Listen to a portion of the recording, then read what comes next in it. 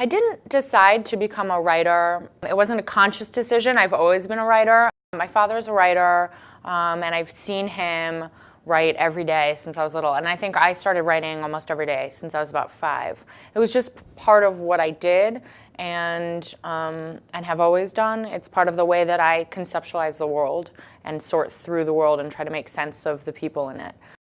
And it's funny because when I got my book deal, everybody said, oh, you're young, you're 25, you got a book deal. But to me, you know, I've been writing every day since I was 5, so it actually took me 20 years to get there. So it was actually a very slow process for me.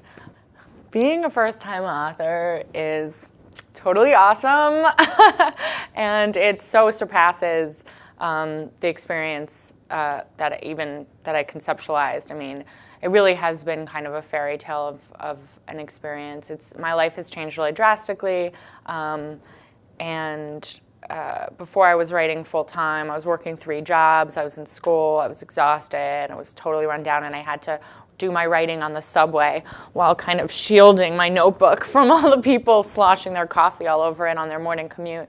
And now I get to travel and write and talk to teens and readers, and it's just really, really fulfilling.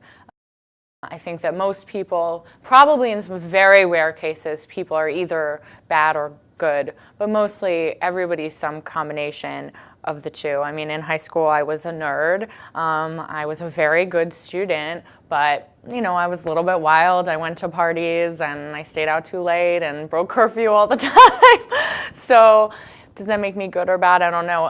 I think it's important to really get away from those distinctions. I mean, I think the most interesting thing about people is just how complex they are. What is next for me is I am working on a book called Delirium. It's my follow-up book to Before I Fall, but it's not related. It's a standalone. It's kind of a dystopian Romeo and Juliet story. It takes place in an alternate history of the United States in which love has been declared a contagious disease, and they've also figured out how to cure it.